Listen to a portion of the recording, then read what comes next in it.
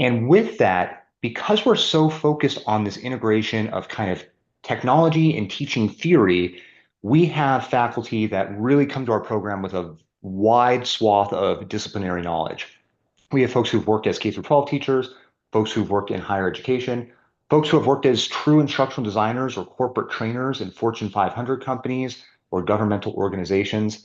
And we also have folks who've worked for the military, county governments, all sorts of different settings that you could think of. So really the benefit to you, the student, is that also means there's really no right background for the program. We're not targeting a specific student. If you're somebody who's a fresh undergrad, or you're somebody who has been a seasoned instructional designer, or you're a teacher or you're a trainer, all of those backgrounds can fit quite well into our program.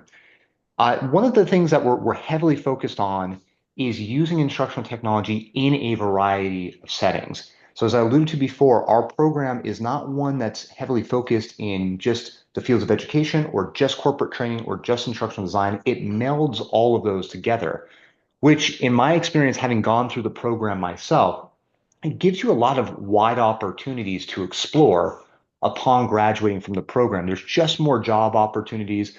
There's more potential for future doctoral programs to consider all sorts of good things. So that wide curricular base gives you a lot of things to explore, both in how you go through the program, but also once you complete the program.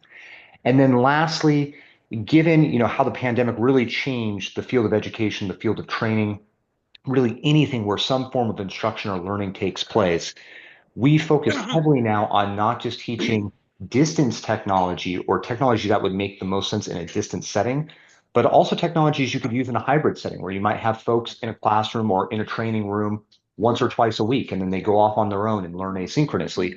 Or if you teach entirely or train entirely online, we teach you a brevity of technologies that can really achieve some great learning outcomes in those settings as well.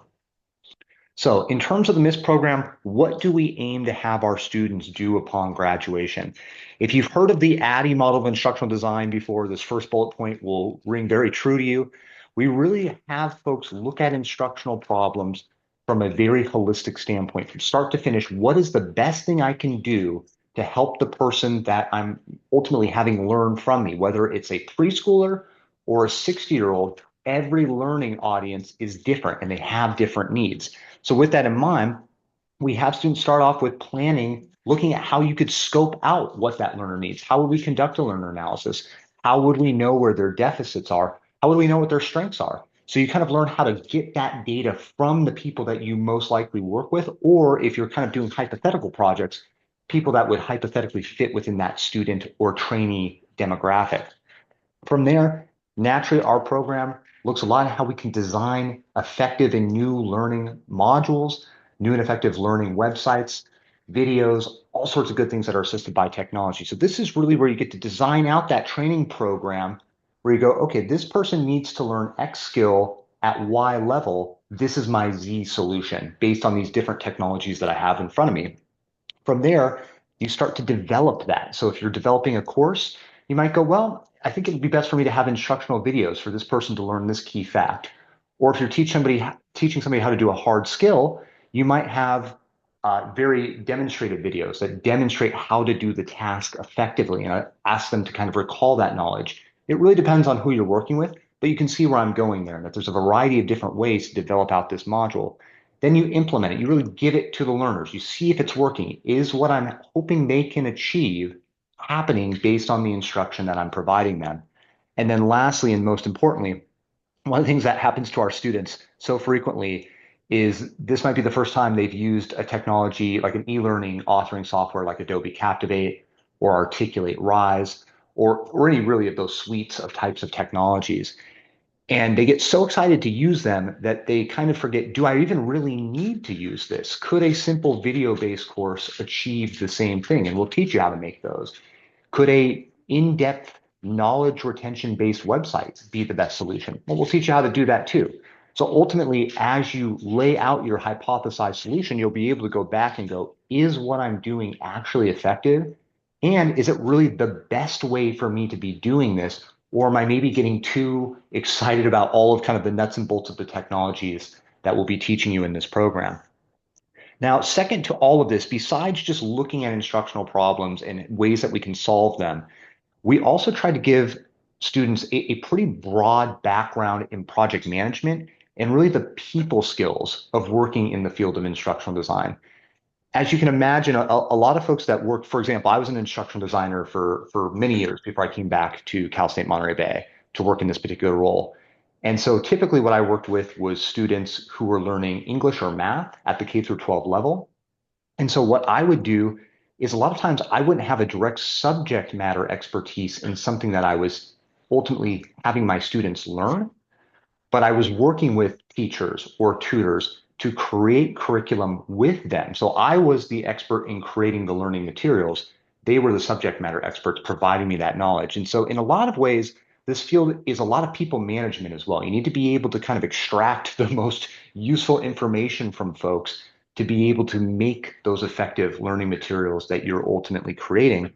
Or if you're a subject matter expert and an instructional designer or a teacher or a trainer of some kind, then ultimately you can, if you want to make a more high-tech solution, let's say like a learning-based game or something of that nature, then you might be working with a small team of software engineers or folks of that nature, app developers. And in that case, they're not learning professionals. So you have to really convey to them what is the best solution for my learner and what I need your app to ultimately do. While they can hard code it for you, you actually provide them the schema via which to create said product. Okay, one second, let me admit one more person here. And then lastly, as you can imagine as well, generative AI is all the rage right now in every field. It feels like I teach a lot of undergraduate computer science courses alongside my duties for the MIS program. So our students are very thrilled by it. But really, generally, just about any audience can benefit from learning from generative AI in terms of if you have a master user behind it who's really able to get quality information from it, create new and unique learning materials from it.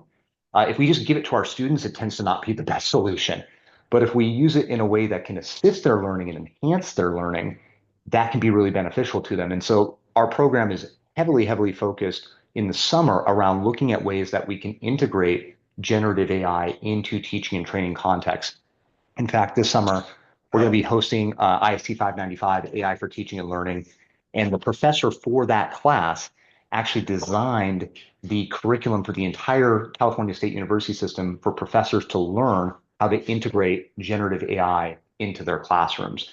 So we're really beneficial, we really benefit, excuse me, from our strong faculty knowledge, not just in kind of well-known instructional design or education technology types of technologies and softwares, but also in the more cutting edge, like things like generative AI.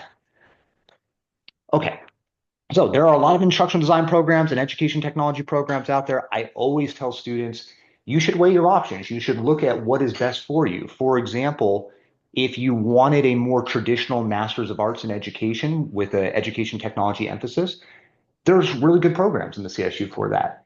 I think our program is also quite great and would fit your needs quite well. But really, it depends on what your scope and your idea of your projects are.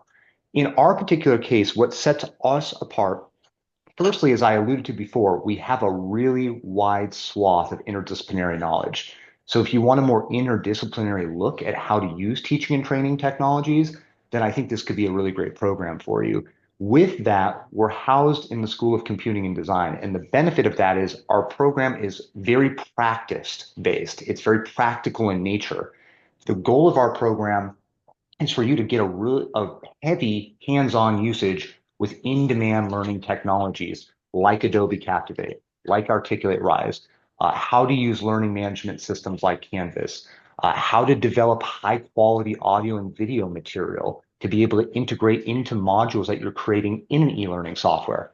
I could go on and on and on about all of the different types of technologies that we teach that are very practical. And as long as you know how to use a computer halfway decently, I always say if you can jump into Zoom and you can use your email, you're ready to go for this program.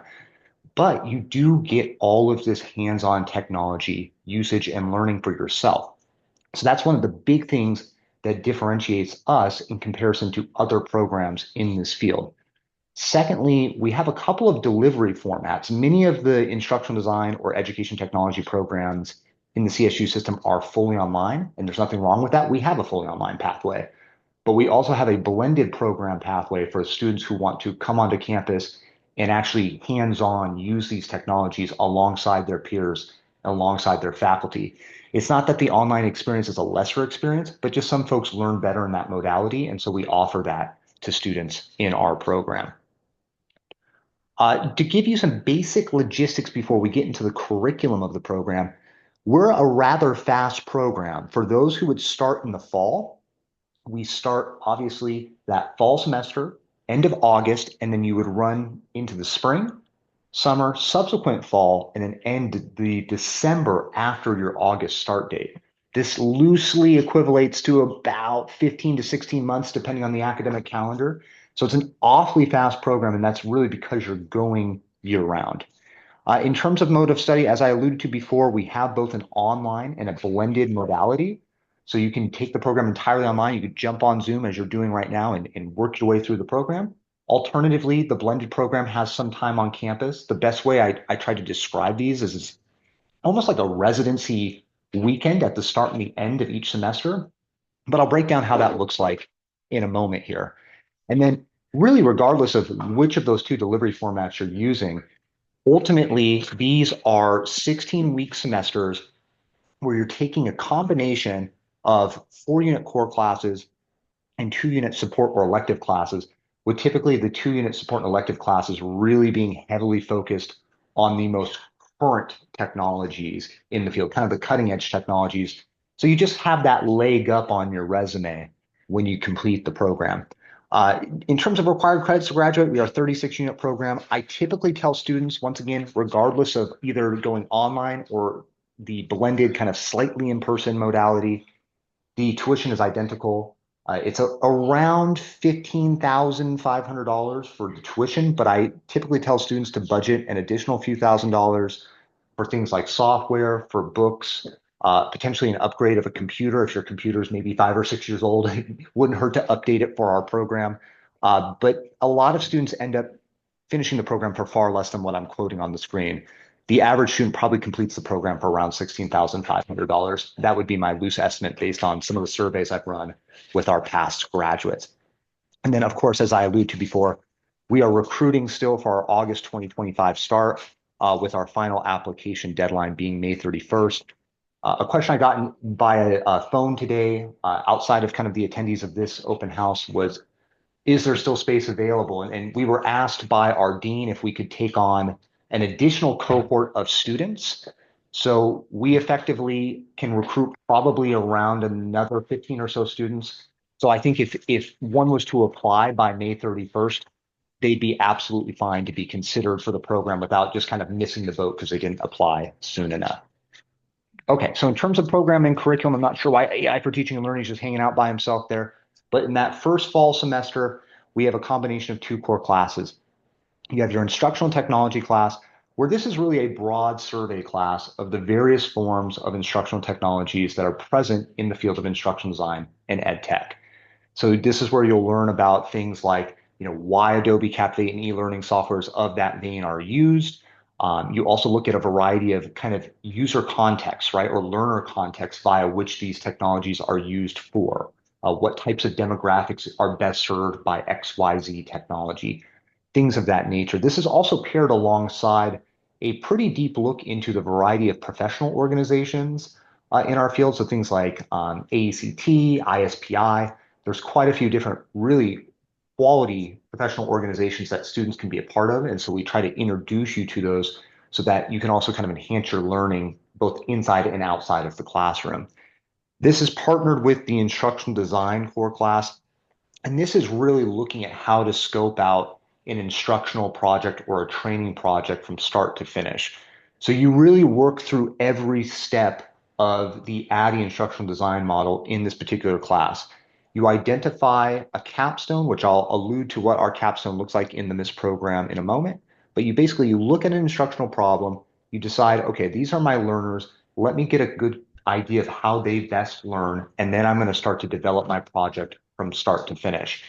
Now, in this particular class, you're not necessarily developing a project, you're scoping your project.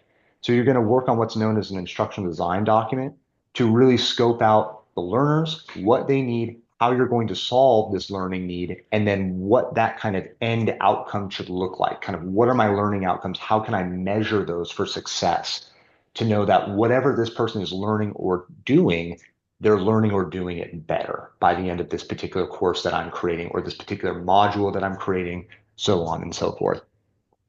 Partnered with these two core classes are our workshop classes. The writing workshop class effectively gets everybody kind of up to speed on APA style at the graduate level. So if you kind of come from an academic discipline where APA was not used prior to this, for example, I was an English major before I went into this program. APA was brand new to me, so this class was a lifesaver. Otherwise, I wouldn't be able to do some of the writing projects that are in our program. The tech workshop class, I should also add the writing workshop class gives a really good overview of how to conduct graduate level research and how to utilize our library resources and make use of open educational resources, which is quite beneficial to capstone projects for more like nonprofit organizations or schools or things of that nature. So this is it's a great class for more than just the nuts and bolts of the APA style. It gives you a lot of good underpinning of some other items that can be really beneficial to you. The tech workshop class is heavily focused on getting everybody's technology skills up to speed. So what typically happens is folks that apply for this program, they'll shoot me a call. They're super excited to get going for the fall, but they're concerned, do I have the technological skills to be in this program? And I always tell folks, this is not a master's of computer science. If you're looking for a coding or a software engineering program, this is not the right spot. This is a program where we're using already created technologies to create new and engaging learning modalities for students. So what we do in this particular class is teach folks how to access and use a learning management system, how to get files up onto the internet, how to record simple videos, how to do some super light web design if you don't have access to a learning management system. This is kind of meeting you where you're at. It's kind of right in time learning, if you will. So it gives all of the technological skills you need to really be able to engage in the spring curriculum, which consists of our learning theory class, which this serves as really to me, the underpinning of your capstone project. So I'll take a quick detour here to describe our capstones. We have two options for students in our program. Firstly, they can do a research-based capstone. So kind of your traditional master's thesis. They find an instructional problem, they hypothesize a solution, they ultimately maybe create the solution or test a pre-made solution, and then collect data to see kind of pre and post learning, was that effective? That's the most typical research design for our particular program. For example, that was a capstone project that I did when I was in the program. So I looked at the time, online instruction for academic writing at the college level was semi-newish. So we were comparing a on-ground course versus an online writing course for computer science students and seeing which of those two was most effective at having students meet the learning outcomes of that particular course. So that was my particular thesis. And the goal of the research thesis capstone track is for those who are looking to go on to get a PhD or some other type of doctorate degree to publish academic research, things of those nature. So it's a great capstone pathway for students. It's typically a smaller portion of our students, but that is available if that's of interest to you. The most common capstone project is a project-based capstone. And the project-based capstone, this might sound kind of small, but it's focused on creating an hour of professional level instruction within the discipline that you are interested in. So if you're a teacher, then it's kind of creating an hour of solid instruction for that environment. If you're a trainer or want to go into instructional design or corporate training, then it's an hour for that, and kind of so on and so forth, based on whatever subfield you might fall within to. Now, that sounds small to a lot of students. A lot of times when I have students on the phone, they go, well, that's going to be easy. And then in the middle of the spring, they go, oh my God, this is huge. And I can barely kind of hold on with everything. So to create really high level instruction for 1 hour using these technologies that we have, it is a tall task. And so really all of the classes that I'll discuss kind of subsequent to the spring semester here aim to give you the skills to create a very novel way of teaching something. Even if it's been taught before a million times, you're creating a novel way to teach or train people in this project-based capstone using a variety of technologies. So the learning theory class is going to give you the theoretical underpinning to really guide how your project is designed. For example, if you're working with adult learners, you might, pick adult learning theory. If you're working in a space where a student might need to kind of do some higher order thinking, it could be, driven by cognitivism. There's so many different learning theories. You learn, honestly, about 2 to 3 per week in a 16-week class. So you learn a brevity of these theories, and most students pick 1 to 3 to underpin the capstone that they're working on. Alongside this, the interactive multimedia class, this is where, for most students, this is going to be the first time that they've ever used an e-learning authoring software of their choosing.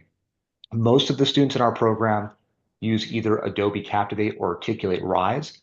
There are other solutions, or I should say software out there that do similar things, but naturally those are kind of the two most preeminent forms of e-learning software in our field. So we focus on those in the program. Irregardless of which e-learning software you pick, effectively, this is a lab module-based class where each week you scaffold a new skill week by week. So week one, you might learn how to create branch-based learning, for example. In the next week, you might learn how to integrate videos into your online module. To give a real quick example of this, when I was in the program, I was working as a tutor at the time in this particular semester, and I was working for an online Chinese company that provided English instruction to Chinese nationals. And effectively, one of the modules that I created in this particular class taught students if, or I should say, how they would order a cup of coffee if they were in the United States at a Starbucks, right? So their little avatar on screen would walk to the counter and it would, talk to another avatar, and the avatar would ask them a question. And then from there, it was almost like a choose your own adventure. It would branch based on what the student selected. So if they selected, I want to order a coffee, well, it kind of goes that direction. If I want to order a cup of hot chocolate, it goes that direction. All the subsequent questions check their vocabulary. So it was a vocabulary-based lesson, but it was kind of designed in a scenario-based style, so very scenario-based learning. In any case, however you're creating your modules and for what context you're creating your modules, each week is going to teach you a different skill in how to use this technology to really create the most robust online learning module that you could possibly create. So while the types of modules you could create in this class could be used in person, we really do heavily focus on the online learning module creation in this class, just so you have that experience in that. In the summer, our two core classes are our assessment and evaluation course. This is a very basic course focused on kind of statistical evaluation of learning. And when people hear the word statistics, they get scared. I promise you, I'm not very good at math. I was able to get through this class. But the goal of it is to teach you some very basic statistics to check for learning if it's taking place. As I alluded to before, students get so enthralled with what they're creating in the interactive multimedia class that we just want to make sure that they're not getting lost in the minutia of the aesthetic design, that they're still staying focused on the learning content placed within their modules. And so this allows you a really good opportunity to learn a variety of different assessment models and evaluation models. So you can do things like a formative evaluation, where maybe you create a new module and you have your learners try it and get some feedback from them, and then ultimately make some some tweaks, I should say, to it, and then ultimately redesign it. And then at the end of a particular class, you could do a summative evaluation, or at the end of a training program, a summative evaluation to check that the actual learning took place from start to finish, right? And also identify key weak spots for future implementation that you can ask build them. upon. Okay. Carmen, were you asking a question? Oh, I think I lost you.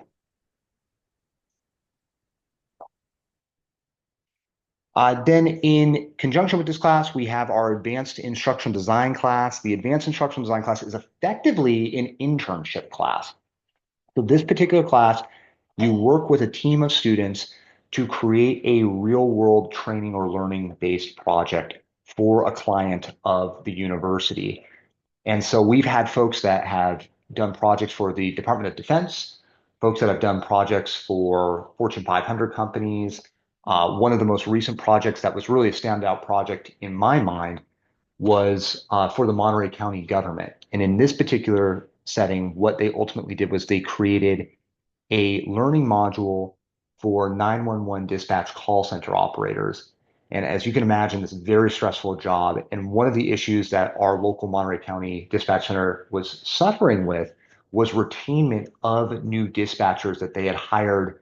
Loosely, they were losing folks in about a 6 to 12 month window on average. So what they were trying to do was to increase that retainment. They were trying to help these dispatchers find a way to deal with the most stressful calls and then be able to de-stress afterwards. So a team of three of our students ultimately designed a 15-minute module that ended up becoming post-certified. So it allowed these particular dispatchers to be able to receive continuing education units and actually get paid more for learning an important skill. But in any case, they created a module that really worked with different dispatch callers there and the kind of the manager of the dispatch center to identify the most stressful calls that they would typically receive, how a dispatcher could best work through it hypothetically. Naturally, every situation is different, but hypothetically, how they could work through it. And then lastly, how they can kind of de-stress at the end of that so that they can collect themselves and be ready either for the next call or if their shift is done so that they can go home and kind of collect themselves and be ready for the next day. So highly impactful project, to my knowledge, still being used over at the dispatch center to this day. But those are the types of projects that you'll get to work where you get to work with a professional in a teaching, instructional design, or teaching field who is going to actually use your project with a real learner group. So it gives you a great resume line item to go, I actually created something hands-on that's being used right now. In conjunction with that in the summer, I'll go over the electives in a moment, but I do want to highlight this one very quickly. We do have our AI for teaching and learning elective. And so, as I alluded to before, this is a heavy look at how generative AI can really impact various learning and teaching modalities.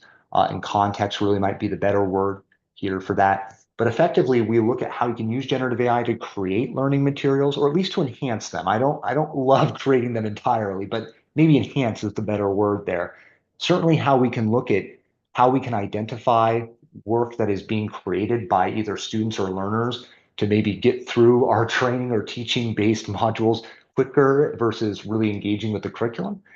And then also kind of the ethical use cases of providing certain data and things of that nature. So it's a very robust class. I actually took it this past summer in 2024, and I'm still using a lot of what I learned in this particular class whenever I'm engaging generative AI for learning purposes. In the fall, this is where you would pick an elective and you'd wrap up your capstone project. And so quickly, I'll go over the various electives that I haven't discussed yet. In the spring, we have two elective options. We have an audio and video production class. This is heavily focused on using some type of video and audio editing software of your choice. A lot of our students will use Adobe Premiere Pro because you get it for free for being a student at CSU. You get access to the entirety of the Adobe Creative Suite. So a lot of folks will use that. In my own personal use case, I use Camtasia.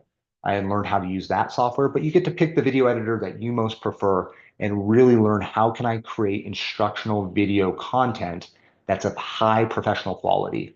So once again, this is another class that really kind of scaffolds itself week by week so that you're ultimately picking up a new video editing skill or a new audio editing skill every single week. Most of our students for the audio editor use Audacity because it's free, but you can once again use the software there of your choice. In conjunction with this, students can take the research methods class. This is most typical for our research-based capstone students, but some of our folks who are project-based like this for deeper survey design for their capstone because naturally this class teaches a wide breadth of quantitative and qualitative research skills, everything from how to design effective Likert scale questions to designing open-ended qualitative questions, all sorts of good things that you would need to conduct a high-level research study or to conduct really high-quality surveys to get as much rich data for improvement as humanly possible. In the fall, there's two other elective choices. There's our web design class, which is really a web design for learning class. And this starts from the foundational level up, so it expects the average student to have no background in web design. But ultimately, you learn some basic HTML5, JavaScripting type skills to be able to create a website from scratch and that you could ultimately use to host your learning materials on. And then we have a project management class that is framed for project management from the instructional design perspective. It's kind of got a unique theme in that Its idea is to look at an instructional problem kind of in the hero's journey type context. So the instructional problem is your dragon that you're slaying, and ultimately kind of the hero is creating a instructional module or an instructional plan that would bring in various stakeholders to meet the goal there. So it's kind of like assembling your team to go get that dragon, right? So the professor who teaches this class, he's a joy. It's an awesome class. I couldn't recommend it enough. Okay, so in terms of that's the curriculum as at a whole. If there's some areas I can firm up, don't hesitate to let me know. But with that being said, these little thought bubbles here kind of notate where a orientation session or an online orientation session would take place. For blended students who would be kind of in person for those, they would come to campus for between 2 to 3 days at the start of each semester and go through their course orientations with their professors, do on-ground learning activities, all of those good things. If you were to go through the program through the online modality, you would effectively be zoomed into the classroom. So we would use Zoom as we're doing right now. We put you on a Zoom board in our classroom, and it's kind of like you're right there. It's a pretty cool experience. So our online students don't feel like they're left in the cold, I promise. You just kind of, instead of being physically there on campus, you're just there virtually on campus. So you can see there's one of those kind of at the end and at the start of each subsequent semester that you would work through the program. Okay. All right, so give a quick overview of what our curriculum does. In the first semester, you're developing a common understanding of the field of instructional design and familiarity with instructional design processes. Kind of really, why do we look at instructional problems the way that we do? Why do we build the solutions, the modules, the courses, things that we do in the ways that we do? Why are we doing this? Because what is the most effective thing for my learners? Always central to my mind. In spring, this is where we use learning theories and instructional design principles to actually start to construct functioning learning units. If you've ever done an online learning module, which nowadays is probably all of us, you're going to create your own by the end of the semester. And students are thrilled to be able to see, hey, I've seen these modules and a lot of times they're boring and I don't like them. I'm going to make mine super engaging and cool. And you get the chance to do that in the spring semester. So students really, really love the spring. In the summer, this is where you're developing and conducting appropriate usability, reliability, and efficiency tests of the learning modules you created in the spring, in many cases for your capstone project, to really make sure that learning is taking place. If the learning is taking place, then everything's kosher.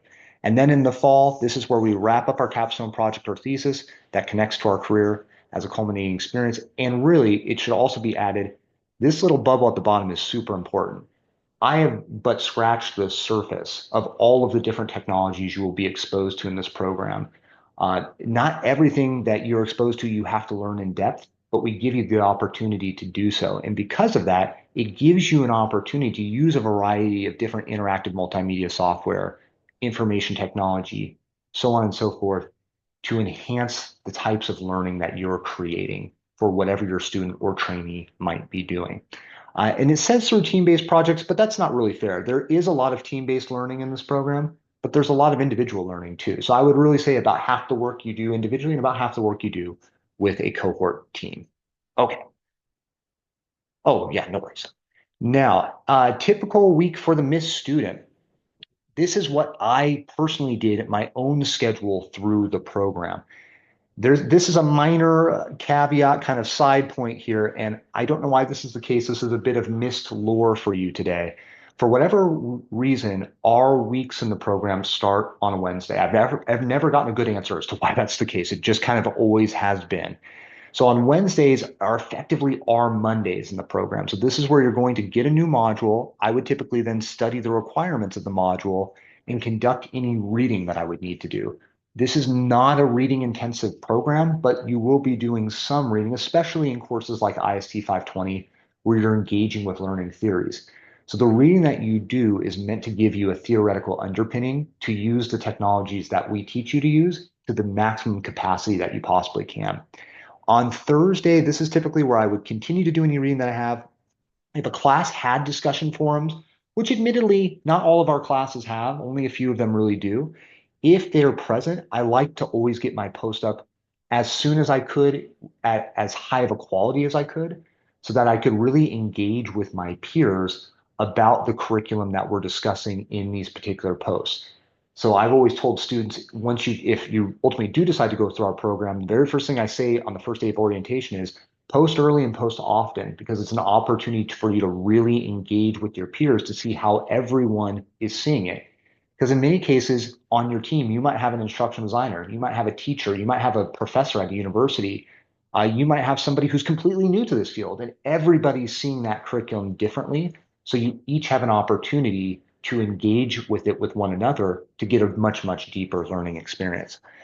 On Fridays, this is where I would start any individual assignments, finish any reading that I have, and ask questions of my faculty and or peers. I always tell students, our faculty view this as a collegial experience, not a hierarchical one. So this isn't something where we're lording over you and just expecting you to get it. If there's something that's not clicking for you, our faculty want to know and they want to work with you. They want to help you use these technologies the best that you can or to help you best understand the theories that we're teaching in this program. So a lot of the faculty ultimately have live office hours each week. They're not required to attend, but they're worth attending. And I typically would try to attend them as often as I possibly could when I was in the program. But this is where you can go in and you can engage with them with the curriculum that they have. Or in many cases, too, they'll bring in guest speakers directly from the field to show, hey, this is how my team is using Adobe Captivate, or this is how my team is designing instructional videos. So it's a really cool opportunity to enhance your learning. So it's not just asking questions, but it's also being willing to engage with the faculty really enhances the experience in this type of program. And the faculty want to do that. You're not being a bother by doing so. On Saturdays, this was kind of my meat and potatoes day. This is where I would do the majority of my assignments, the majority of the activities that were outstanding that I had not completed at that time. Sunday, I would try to keep off as much as I could. And then on Monday and Tuesday, this is where I would kind of be in wrap up mode. I would finalize any assignments that I have, wrap up kind of any loose ends in the discussion forums, and then submit my assignments and get ready for the next module. Now, all this being said, some classes will allow you to work ahead if you so choose. This is kind of most typical in the electives. I wouldn't recommend that because the electives and the core classes align really well with each other week by week. So something you're learning, for example, in the audio and video production class could be really helpful for a module you're creating in the interactive multimedia class. So I wouldn't work ahead unless you maybe have some deeper expertise in this field or coming at least to us with maybe 5 or 10 years experience. But if you're on the more junior side or you're a complete novice to this field, which is typically about half of our students, then it's best to kind of take it week by week and not try to get too ahead and instead just really engage with the curriculum because it's already fast enough. There's no need to make it much faster. Okay, in terms of our program's outcomes, I alluded to before, there are tons of master's degree programs out there. And certainly in our field, there's probably 4 or 5 of them across the state that are pretty comparable to us. No matter what program you pick, one of the first questions I would ask the advisor of that program is, what can I do with this degree, right? What is the outcome of this degree? And so based on surveying our recent graduates from the past 5 to 7 cohorts, these were the careers that were most typical for our graduates at time of degree completion. So they work in a variety of careers spanning from focus areas in education technology to instructional design, training, and human performance technology fields. The number one job that our students would get is as instructional designers. And an instructional designer, once again, is an expert in designing and creating learning materials and learning modules. They're not always subject matter experts. For those who are subject matter experts, there was a lot of them that would work as corporate trainers. For example, the director of sales training at Apple is actually a missed graduate.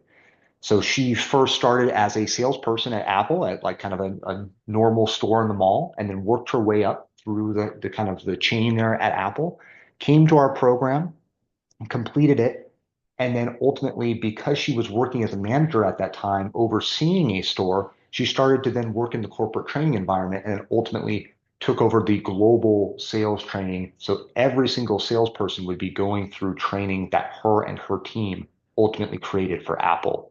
So it's a huge impact. It shows you the ability for how big of a scope your work could possibly have. For those who are already working in the field of instructional design or corporate training, many of them would then also promote up if they already had some of that experience. They would go on as either learning experience managers or senior instructional designers, senior corporate trainers. So these are folks that really go into more of the project management side of the house. And then for those in the K through 12 or even the higher ed realm, a lot would go on to be director of education technologies for their school districts. In many cases, they would be directors of STEM. For those in the higher ed kind of pathway, a lot of them would go on to work as instructional designers for their university or work in some type of performance technology type setting. So really the end goals are quite vast for the student once they complete our program. And then there's a lot of folks who are professors or they're teachers, and they just want to take what they're learning here and be better at that. They want to be the best that they can be for their students that are learning from them. And so they're here to just pick up new skill sets to integrate into the classroom so that they can be as up to date as humanly possible. Okay, now in terms of some of the basic admissions logistics, so far for our program, this fall we can probably take in, because we're going to take on a two cohort model this year, we can probably admit about 50 total students for our program, and 36 seats are accounted for at this time. So there still are seats available for the fall, and the final application deadline for the fall would be May 31st. To complete an application for our program, which I like to think doesn't take terribly long, you would go to Cal State Apply, and on the Cal State Apply application, you would do the following. Firstly, you would submit one copy of really what should say your unofficial college transcripts. I recommend you order two official copies, one for our Office of Admissions, one for yourself, because somehow always one or two of these little guys disappear over the year. It's not often, but I always lose one. Somehow we always lose one. I don't know what the reason is for that. So it's good to just have it in your back pocket just in case so that you can send it to us via snail mail if necessary. But most people now are sending these electronically, and that's smooth as could be. Alongside your unofficial transcript, we do ask students to write about a 750 word or about a page and a half statement of purpose, really detailing why they view this program, why the MIS program could benefit you in the future, how you would utilize the degree, what skill sets you bring in, ultimately how you could see yourself using the degree in the near future. The number one reason we deny students is just because we feel that we can't serve them. Once again, this is not, it's similar to our faculty. I'm the first kind of reviewer of your application. And the question that I like to see answered by the student is showing me how this degree is going to benefit them. Because we just want to make sure that your time investment and your fiscal investment is as beneficial to you as possible. So we're not looking for things to disqualify you. Typically, if I see some yellow flags or so that are pointing that maybe our program can't be the best fit, I'll pick up the phone and I'll call you first and foremost and just make sure we're on the same page. And I just give you a chance to revise your statement of purpose if anything was worrying to me.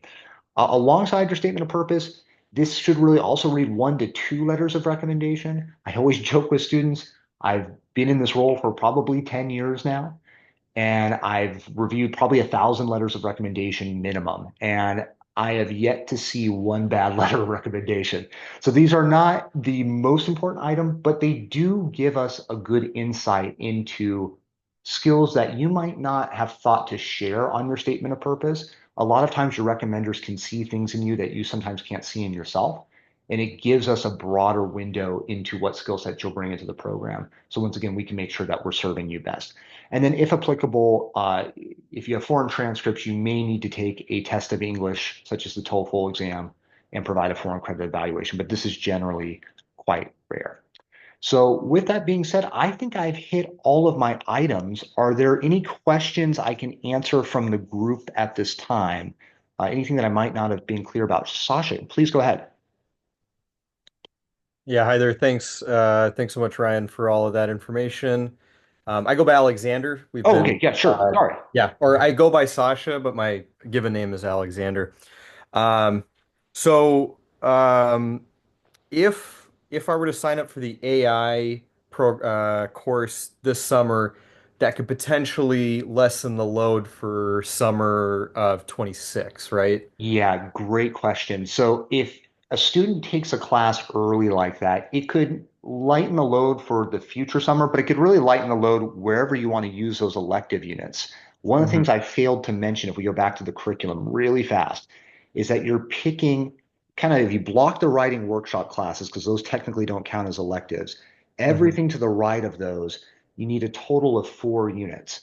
And so most of Mhm. these classes are 2 units. So you need to take a combination of two of them over the course of the spring, summer, and fall. So most folks will Gotcha. complete their electives by a spring and summer. So they'll take the audio and video production and the AI for teaching and learning class. Mhm. But some folks don't want to do that and they want the web design class. So taking the AI for teaching and learning class could save you some work next summer Mhm. or in the spring or fall of next year. It just depends on what electives you ultimately want to take. Are all the electives 2 units or are some of them four? Because Such a good, yeah, really good question. The research methods class is the only one that's 4 units. gotcha, because that was what I was wondering. The math wasn't really mathing there. Yeah.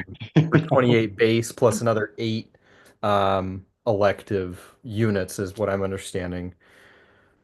Correct. So close. It's 28 for the core classes, Mhm. 4 for the support classes, and then Mhm. 4 for the electives. The reason being is that universities always have some pesky requirements. And in our particular case, the pesky requirement is that you need to have enough units in residence, i.e., units in your degree program to graduate. Hence, that's how I get to that 36 unit total. Got it. Yeah. Okay, so some of those electives are required, like they're required basically, but we get to choose which ones. Yes, 100%. Okay. And then, um, if I may, there's so on the application it says 1,000 to 2,000 word statement of purpose, and you're mentioning 750, about 750. So, 750 is I guess I should minimum. say preferred.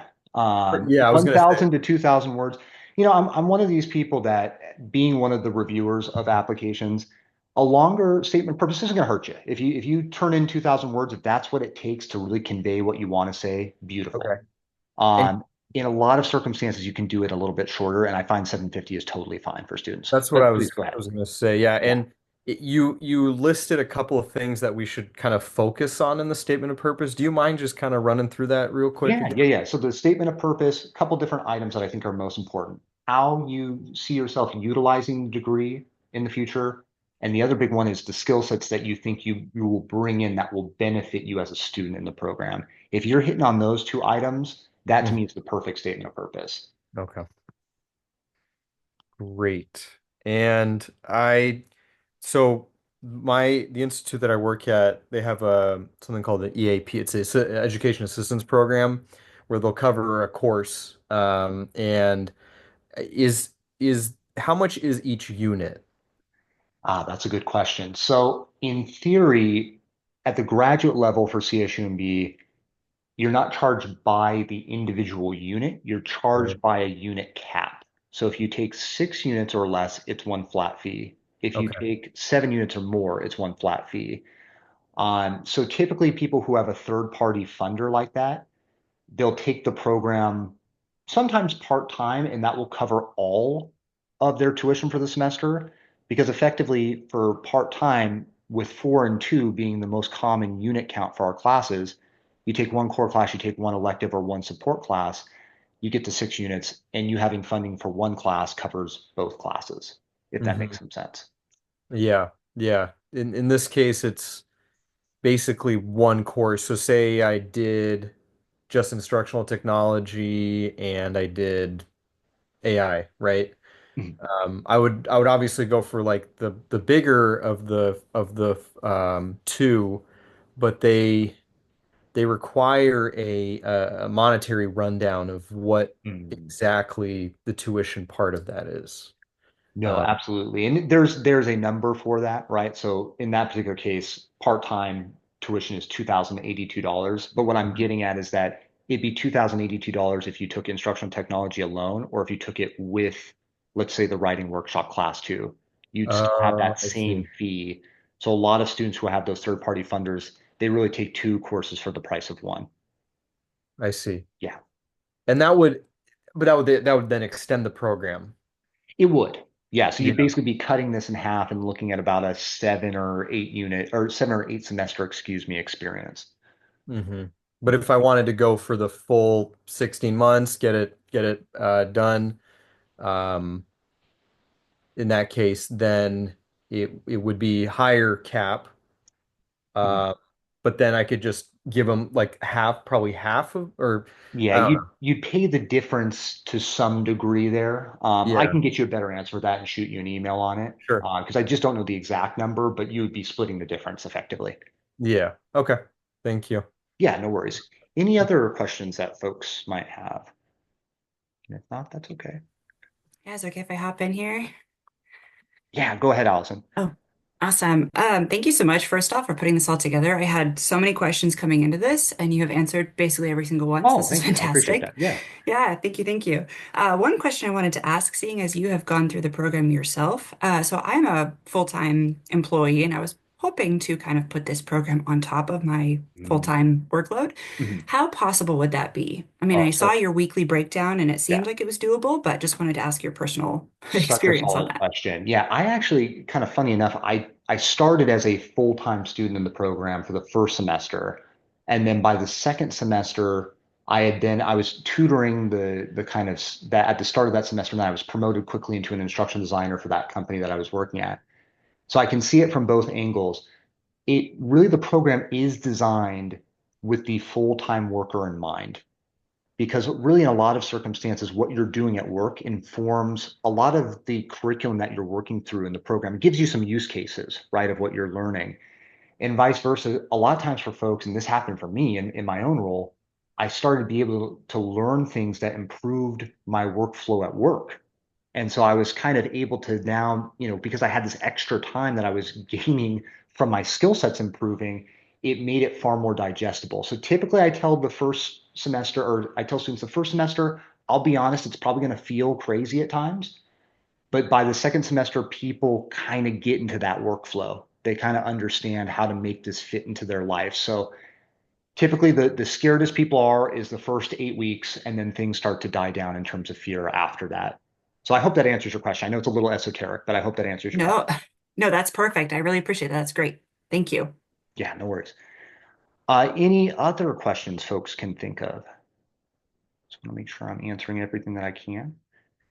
Hello, I actually have a question. Yeah, Marnelli, go I ahead. have my work background on. Oh yeah, no worries.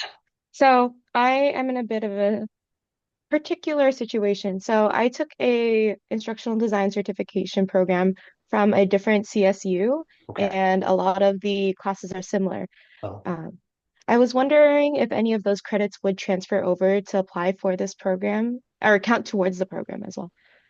Probably so. I Oh, would okay. admit I'd have to see the syllabi of the courses just to make sure that I can make one-to-one matches.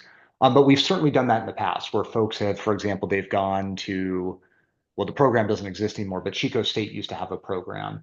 And so Hmm. they would a lot of times they had just a certificate and they would transfer about we can take up to 9 units as a graduate Okay. transfer. So we would take 9 of those units and just make them fit where it made the most sense based on our curricular pathway. Okay. Just to flag the program, it's San Francisco State's Instructional Design and Oh, yeah. E-Learning program. Yeah. Yeah. Yeah. No, that would be totally fine. In fact, his name is escaping me now, but the director of Brian the Beatty, program, right? thank you, Brian Beatty. Yeah, He actually did the program review for our program 2 years ago.